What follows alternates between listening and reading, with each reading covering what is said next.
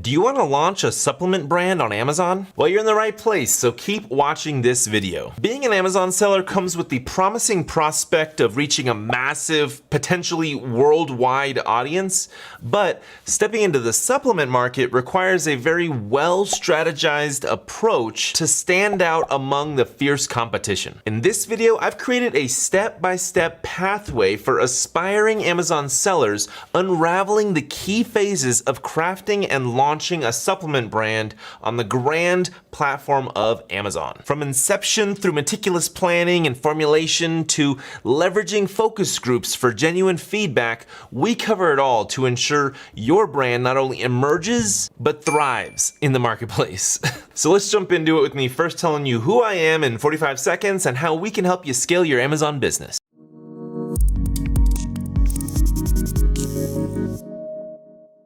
Okay, so real quick, if you don't know me, my name is Ian Smith and I own an Amazon creative agency called Evolve Media Agency. At EMA, we completely revamp Amazon listings by doing top-tier product photo and video shoots that greatly increase PPC ad performance. Really, it all comes down to boosting the product detail page's conversion rate. We write listing copy, create user-generated content, and create video ads for Amazon PPC and TikTok. We also build out brand story sections, Amazon storefronts, and create off-Amazon marketing funnels. If you want free access to our Amazon listing checklist, go to amzchecklist.com, and to view our pricing, portfolio, and get a free Amazon listing audit, then book a free consulting call by going to emaamz.com. So now let's carry on with the video. All right, let's kick it off with step number 1, research and planning. First up, market research. So you're gonna wanna dive deep into market research to understand the preferences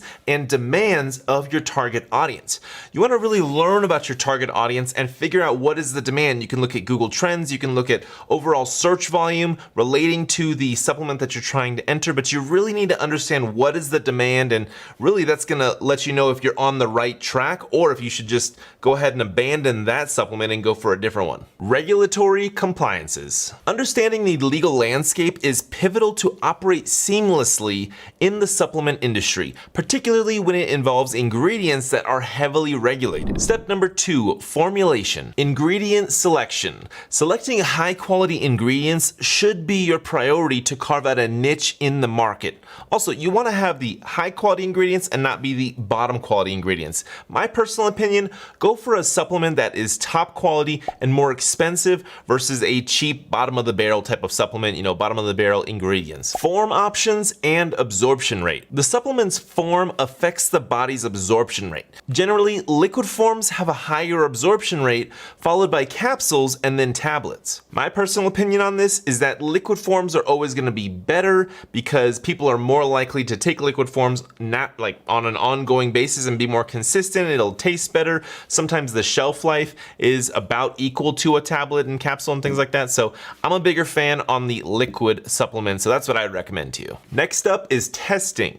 Ensure your product maintains its efficacy throughout its shelf life, generally regarded to span 2 to 3 years. Step 3 is manufacturing, choosing the right manufacturer. Partner with a manufacturer that gives you warm and fuzzies, really makes you feel good, like your gut is telling you yes. Don't go with a manufacturer if deep down in your gut you think something is off. I actually heard a story from a friend of mine who bought an inventory from a manufacturer and got completely screwed over. They ended up taking all his money and they ran with it and he didn't get anything. So those kind of scams are out there, but ultimately you want to make sure that the manufacturer is going to share the complete formulation details with you, adhering to GMP compliance. The worst thing that can happen is that you hire this manufacturer to formulate a supplement for you, and then they own that formulation and they're not going to share it with you. So being upfront in the very beginning and asking them, hey, are you going to actually give me this formulation when you complete it so that I can actually potentially go to another place and go to another manufacturer? And if they say no, then you need to probably leave. If they say yes, then you should get something in writing saying that they promise that they will give you the formulation. Initial inventory. Kickstart your venture with an initial inventory that resonates with your budget and market testing strategy.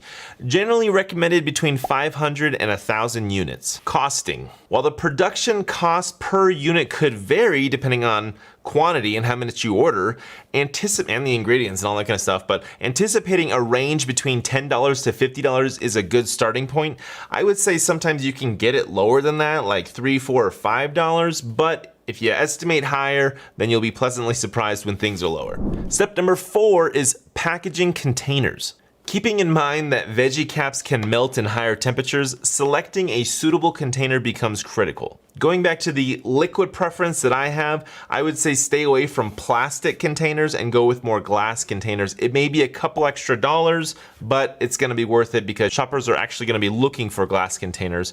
Also, try to aim for a month's supply when you actually create how much liquid is gonna be in this container, or determine how large of a container you wanna go with. A month's supply seems to be around the point that shoppers are happy spending money on, because at least they'll get a whole month. Labeling. Create labels that are not just compliant with regulations, but also weave your brand story effectively. Secondary packaging. Secondary packaging, like a box, can potentially uplift the user experience despite a marginal cost increase. It can also help with shipping and make sure that your bottles, or your actual glass bottle, or the bottle that holds the actual supplements, doesn't break or get damaged within the shipping process. It's kind of like a protectant. Step number 5, which is actually my favorite step, is focus groups. Setting up focus groups. Establish focus groups to garner genuine feedback from potential customers. This feedback could pertain to various aspects, including ingredients, packaging, and pill quantity. It can also give you feedback when your focus groups are telling you, hey, your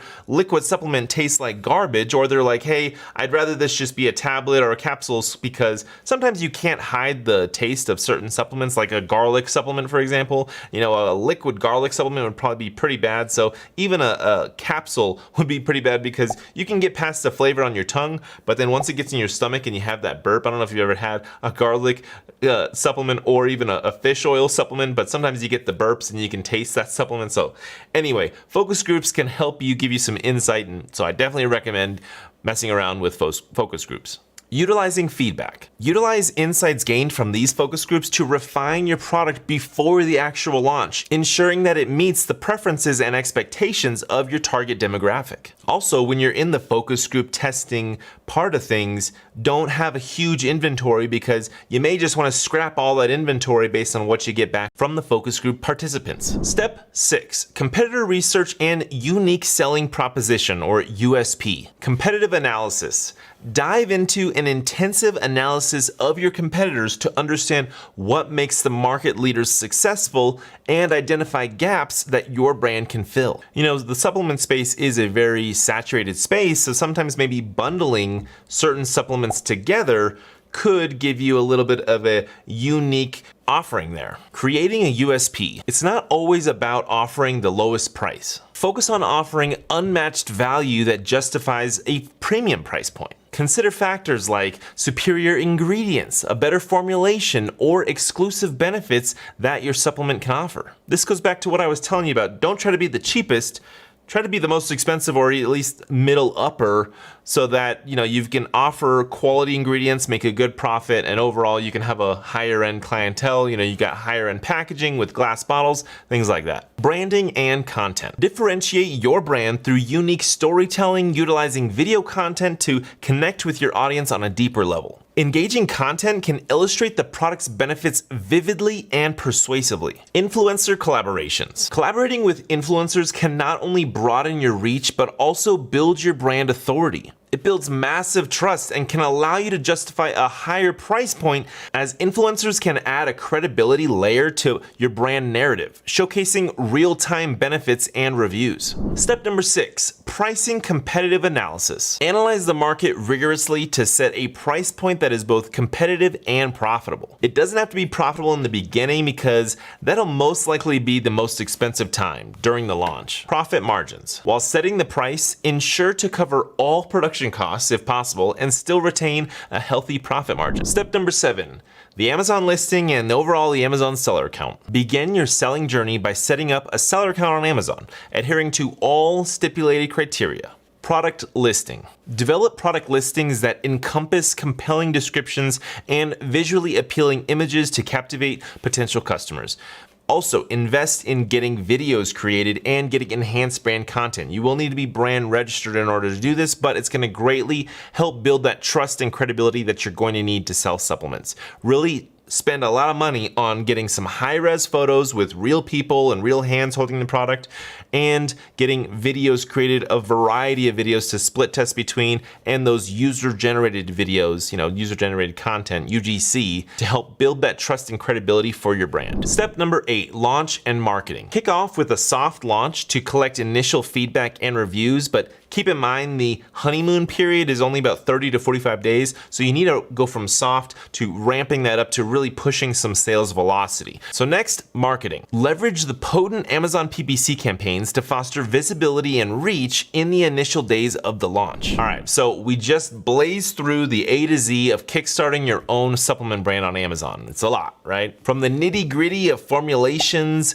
getting down with regulatory stuff, to hitting the right notes with your branding, there's a heap to get your head around. But look, it doesn't have to be rocket science, and it doesn't have to be that hard. Sometimes it's not a lot of obstacles, sometimes there is a lot of obstacles. You've got the overall pathway now, you kind of know the overall direction that it's gonna go, so it's all about sourcing those quality ingredients, picking a manufacturer that won't play hide and seek with your formulation, and just being transparent with your customers. Focus groups are gonna be your golden ticket to fine-tuning that product to perfection. Remember, being an Amazon seller is not just about showcasing a product, it's about telling a story, your brand story, so make it good, make it unique, and most importantly, make it you, genuine and authentic, When it comes to pricing, don't sell yourself short. Value is the name of the game. Sometimes increasing the price actually increases conversion rates. Bring something awesome to the table and your customers will be there. All right, thanks for watching this video, and I will catch you in the next one.